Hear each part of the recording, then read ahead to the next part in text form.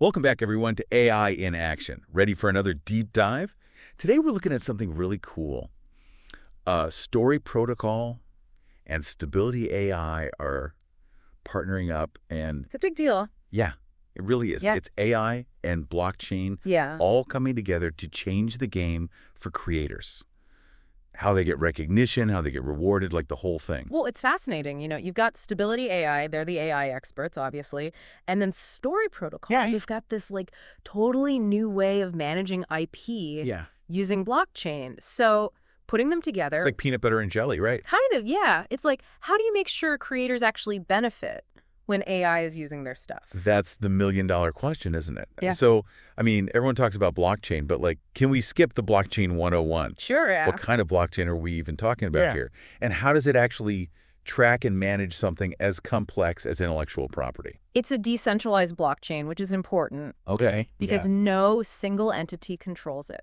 Got it. So that builds trust and transparency, which is what you need when you're talking about Ownership and rights, yeah. Exactly. It's kind of like, imagine a public ledger, Okay. but instead of tracking money, it's tracking, Who used what? Okay. how creative work is being used in those AI models. No. Yeah. So, if my music, let's say, gets used to train some AI, Right. and then it writes a hit song, how would I even know? That's where this programmable IP thing comes in. Okay. It's basically, think of it as smart contracts Yeah. that are laying down the law for how your work can be used. You, the creator, get to set the rules. So I'm in control. You're in control. And those rules, they're automatically enforced on the blockchain. No one can mess with it. So in my music example, I could, program it so I get a notification every time my music shows up in a new AI song. Exactly. And not just hey, your music was used. Wow. You could get super specific, hey, this melody or Yeah, this fine. chord progression. So I could see exactly what parts the AI pulled from. That's amazing. It's all about transparency. Right. And what about the money part? Am I getting micropayments every time my melody pops up? Could be micropayments, could be a percentage of the revenue from that AI-generated hit. You call the shots. That's the whole point. That's pretty powerful. But what about the AI developers? Yeah. Doesn't all this tracking and control make their life harder? They need data to train these models, right? Right. But think of it this way. This system also makes it easier to get good data. Good point. Ethically sourced data. Ethically sourced, yeah. It's like a massive library of creative works. Oh, wow. All organized, ready to go, with clear usage rights because the creators set them up. I like that. So instead of hunting people down, negotiating deals, Right. they have this streamlined way to access all this amazing stuff, and creators get paid fairly. It's a win-win. Exactly, win-win. Okay, I'm starting to see the potential here. This could be huge, right? But I'm thinking, could this work beyond music? Oh, yeah. What about books, art, even software? That's what's so exciting. It's not limited to one industry. Oh. This programmable IP idea can go anywhere. Imagine a novelist seeing how their writing style shows up in an AI story. Or a software developer getting paid every time their code snippet is used in some new AI app. Whoa! The possibilities are endless, really. This is mind-blowing. Yeah. But let's be real for a second. How realistic is all this? Sure. Are there limitations? Of course. New technology always has challenges, right? Right. Scalability is one. Can the system handle all the data from the creative world? And then there's the technical side. How do you implement this programmable IP across all these different platforms and formats? It's a lot. It is. These are questions we need to answer as this technology grows. For sure. Because it's one thing to have a great idea, Right. but making it work in the real world, that's the real challenge. Absolutely. Still, this feels like a huge step forward. We're finally starting to figure out how to value and protect creativity in this AI world, right? That's exactly what makes this partnership so exciting. It's about more than just the technology. It's about creating a system that's fair, transparent, where both AI and human creativity can thrive. I like that. So creators out there, listen up. This is something you need to be paying attention to. What's the AI community saying about this? Are they as excited as we are? It's been really positive, actually. A lot of experts are calling it a breakthrough for ethical AI. I bet. Dr. Jane Doe from IBM Research, she said this could totally change how we think about data ownership in AI. Like, it's not just something to be used, it's something people own. That's a huge shift. It is. And online, people are buzzing about it too, especially on X, the old Twitter. Yeah. A lot of creators are saying this could give them so much more control over their work Right. and make sure they get paid what they deserve. Yeah, because there's this feeling that AI is just this big, unstoppable force, and creators don't have a say. Exactly. So this feels like a real step towards a fairer system. Absolutely. It shows how technology can actually be used for good, you know? Mm. But we can't ignore the hard questions either. What are some of the ethical concerns people are bringing up? One big one is the right to be forgotten. Right, right. If everything's on the blockchain forever, It's always there. how do creators make sure their work can be removed from those AI datasets if they change their minds? It's a tough one. It is. It needs a lot of thought. Transparency is good, Yes. but you can't take away people's control over their own work. Definitely not. It feels like we're just scratching the surface of what this technology can do and what it means for the future. We are, definitely. There's so much more to explore. Okay, so let's take a minute to process all this, and when we come back, we'll dive even deeper. We'll look at how this could change industries beyond the arts and what it means for the future of AI as a whole. And we're back digging deeper into this whole AI and blockchain thing, especially with story protocol and stability AI, shaking things up with IP management. You know, before the break, we were talking about that right to be forgotten Yeah. and how that fits into this system. And it made me think, like, are there any other potential hiccups or worries that have come up? One thing that comes to mind is how this impacts collaborations. Like when a bunch of people work on something. Right, like a movie or some software where it's not just one person's work? Exactly. A lot of creative stuff involves a whole team. Yeah. So how does this system handle all those different owners? It can't be as simple as one creator equals one piece of IP. Nope. It's way more component than that. So this system is designed to be flexible. Yeah. Like imagine a movie script, the writers, the director, even the musicians, they can all have their contributions registered on the blockchain. So it tracks every little piece. Yeah. And then when AI uses any part of that, it knows exactly where it came from. Wow, so it's like a family tree for creativity. Kind of. It maps out the whole lineage of the work. But does that mean everyone involved has to agree on how their part can be used? Right, because what if someone wants to be more restrictive than others? Wouldn't that slow things down for the AI folks? Well, that's where that programmable IP comes in handy again. Okay. The creators can decide together on the rules up front. Like a team agreement. Yeah, exactly. So they set the parameters for how the work can be used and how they'll share the money. It might need a bit more planning at the start, but in the end, it makes things smoother and clearer for everyone. I see. So it's like this technology not only protects creators, but also encourages them to work together in new ways. Exactly. It's all about collaboration. Yeah. And I'm curious, beyond the hype, are there any real-world examples of this in action? Yeah, like, are people actually using this system, and what's it been like for them? There are some early adopters doing some really cool things, like this group of game developers. Okay. They started using Story Protocol to manage all the stuff they make for their games so they can track how those assets are used even if they're changed or mixed into other games. So they still get credit. They get credit, and they get paid automatically every time their work helps make a successful new game. That's amazing. Yeah. It seems like this gives creators a level of control they never had before. But I'm sure some people are still skeptical, right? Like, what about the argument that all this tracking and control stifles creativity? Yeah. Does it make it harder for AI to experiment and come up with new stuff? It's a fair point. Too many rules can definitely hold things back, but that's why it's about finding that sweet spot. Programmable IP isn't about locking everything down. It's about giving creators the power to choose how their work is used. Or they get to set the boundaries. Exactly. And those boundaries can be as loose or as tight as they want. That makes sense. It's not a one-size-fits-all approach. So Yeah. creators have the freedom to decide how open they want to be with their work.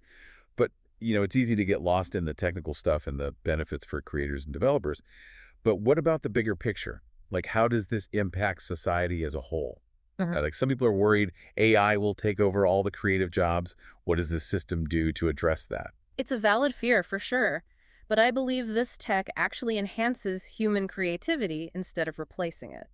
By setting clear rules for how AI can learn from human content, we create a partnership between humans and machines. So instead of seeing AI as the enemy, it's more like a powerful tool. Exactly. A super collaborator that helps us push the boundaries of what's possible. And When creators are fairly rewarded for their contributions, it makes the whole system more sustainable. It keeps creativity alive. Exactly. And it's not just about the money. This technology can also make creative tools and resources available to more people. So it's like opening up the world of creation to anyone. Exactly. Imagine a young musician somewhere remote. They can upload their music to this global library, and AI developers everywhere can access it. Wow, and if their music inspires a hit, they get their cut no matter where they are. Exactly. It levels the playing field and gives everyone a shot at being part of the creative world. I love that idea, but realistically, are there any downsides to this kind of open access? Like, could it lead to too much content out there, making it harder to find the truly unique stuff? It's a good question, but I think the benefits of more creative voices outweigh the risks. The more people contribute, the richer our creative landscape becomes.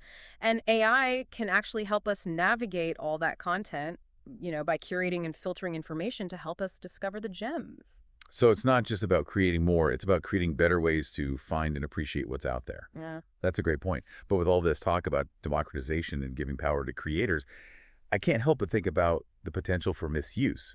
Like, could this technology be used to shut out certain creators or even worsen the biases that already exist in the creative world? That's a really important question, something we need to be very careful about. Any technology can be used for good or bad. It all comes down to us making sure this tech creates a more inclusive and equitable system and not just reinforcing the same old power structures. So it's not just about the tech itself, but about the values behind it. Exactly. We need to build a system that's fair, transparent, and accessible to everyone. And having these open and honest conversations like we are now is a huge part of that. It's all about constantly asking ourselves, are we using this tech to empower creators or to take advantage of them? Are we promoting diversity and inclusion, or are we just creating more of the same? It's an ongoing conversation. Absolutely. And it's something we need to keep talking about as we navigate this ever-changing world of technology. But for now, let's take a moment to absorb all this amazing information. And when we come back, we'll look at even more inspiring examples of how this technology is being used in the real world and wrap up our deep dive with some final thoughts on what all this means for the future of AI and human creativity. And we're back for our final look at this amazing world of story protocol and stability AI. Before the break, we were talking about how this technology could be misused, like maybe it ends up excluding some creators or even makes existing biases worse. And it's something we really need to be cautious about. Yeah, technology, it's never really neutral. It always reflects the people who build it and use it. So it's really important to have all sorts of voices involved from the very beginning. We need to make sure the systems we're creating actually support fairness and inclusion and give everyone a fair chance. It's like building a house, right? If the foundation's messed up, the whole thing's going to be shaky. So how do we build a strong foundation for this new system? What are some concrete steps we can take to minimize those risks and create a more equitable creative world? One big thing is making sure there are more diverse creators and developers involved, from all walks of life. We need to open doors for those who haven't had a voice before and make sure their experiences and ideas are part of how these systems are designed and built. It's about more than just the code, right? It's about making the tech world itself more inclusive, making sure the people building these systems actually represent the people they're supposed to help. Exactly. And it's also about making the system itself transparent and accountable. We need ways to spot and fix bias, both in the data that's used to train the AI and in the algorithms that control how those models are used. So we need checks and balances, right ways to keep an eye on things and make sure the system isn't reinforcing harmful stereotypes or leaving certain creators out in the cold. That makes a lot of sense. But I'm also wondering about the role of education. How can we help creators, especially those who haven't traditionally had access to these resources, understand this technology and use it to their advantage? Education is absolutely essential. We need to make sure everyone has the information and tools they need to succeed in this new world. That means explaining how the technology works, what the potential benefits and risks are, and how to protect their creative rights. It's about giving creators the knowledge they need to make informed choices about their work and shape their own future in this AI-driven world that's empowering. But what about the role of government and policymakers in all of this? Are there regulations or policies that could help ensure this technology is used ethically and responsibly? It's a tricky one. Regulations need to encourage innovation while also protecting creators' rights. Maybe one approach could be to give companies incentives to develop AI systems that are transparent and accountable. Systems where everyone can see what's going on and fairness is built in. Another option could be to set clear rules for how AI can be used with creative works, making sure creators still have control over how their work is used and that they're compensated fairly for their contributions. Sounds like there's a lot to do, both on the tech side and in terms of policy, but I'm hopeful we're having these conversations now, which is a great start. And there's so many brilliant people working on these challenges, people who truly believe in building a future where AI and human creativity can work together and both can flourish. I'm optimistic too. This technology has the power to transform the creative landscape in incredible ways, to empower creators, to drive innovation, and to make creative tools available to everyone. But it's up to all of us to make sure this revolution benefits everyone, not just a select few. It's a call to action for all of us, creators, developers, policymakers, educators, everyone we need to come together and shape the future of AI in a way that aligns with our values. A future where technology supports human creativity instead of replacing it. That's a beautiful thought, and I truly believe it's achievable. The key is to stay involved, keep asking those tough questions, and never give up on building a more just and inclusive creative world. Absolutely well said. And on that inspiring note, we've reached the end of our deep dive. It's been an amazing journey exploring this groundbreaking partnership between Story Protocol and Stability AI and delving into the complexities of blockchain AI and the future of intellectual property. And for you, our listeners, I hope you found this exploration as fascinating and thought-provoking as we have. Remember, the future of AI is not set in stone. We're all creating it together, so stay curious, stay engaged, and keep exploring until next time.